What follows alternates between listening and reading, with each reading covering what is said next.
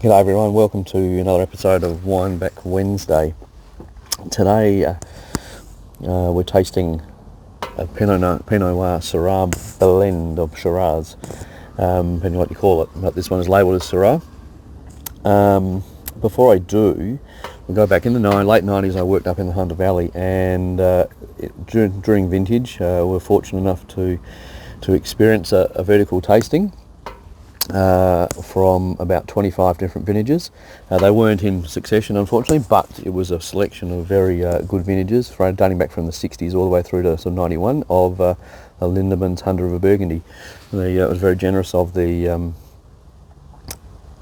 chief winemaker at the time, and it was amazing. A lot of the good ones, especially the older ones, had a significant percentage of Pinot Noir in them.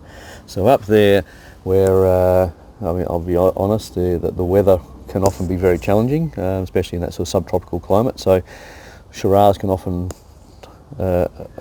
be tough to ripen, whereas the Pinot Noir, it comes in a little bit earlier often, and it has good acidity and vibrancy and freshness, which just helps those wines really with their ageability and their freshness and vibrancy overall. And I remember some of them from the 60s in particular were very lovely wines and had a high percentage of Pinot Noir in them. And not saying that the ones that Shiraz, 100% Shiraz didn't. I mean, I think the 83 is 100% Shiraz, was a lovely wine. The 91 I think we had as well was of the Lindemann's 100 of Burgundy was, again, I think it's 100% Shiraz, but again, very good wine. So it's just used as a tool in the winery to give wines, I suppose, life and longevity. And in recent times, particularly the cooler regions like Yarra Valley and the Adelaide Hills, the blend is getting more popularity as well. And today we're tasting the H Series Pinot Noir Syrah from vintage Longbottom. The Longbottom family have been associated with the wine industry for a long time, and unfortunately Mark passed away a number of years ago, but his wife Kim and daughter Margot are continuing their tradition, and although not making wines out of Padthaway anymore, are making lovely wines out of the Adelaide Hills and McLaren Vale. And this one is a 2021, so a cool year from a cool climate.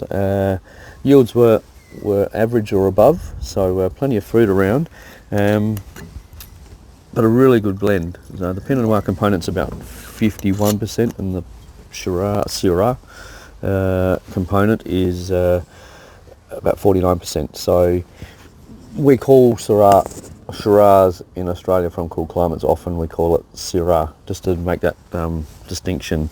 Shiraz is more associated with the warmer climes of the Barossa Valley and McLaren Vale in particular. But yeah, without further ado, let's have a give it a smell. It's a lovely lift of red fruits and sort of cherries, and there's some spice and some bath salts in there. And there's some darker fruit spectrum there as well of the Shiraz, and but really fresh and lively and inviting.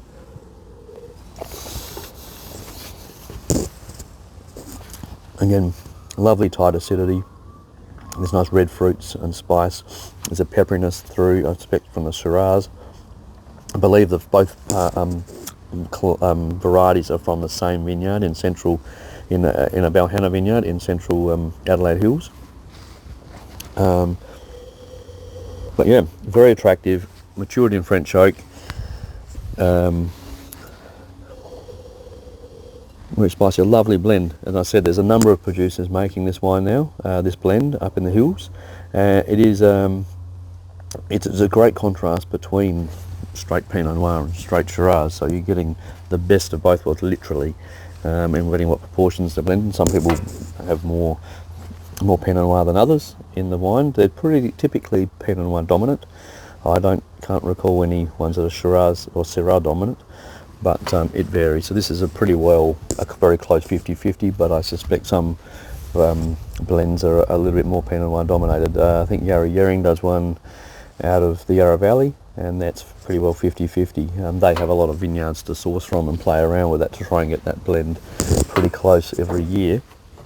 But just a lovely blend. that is available out these days. So if you're out and about and see a Pinot Syrah on a list or a shelf, don't hesitate to give it a crack.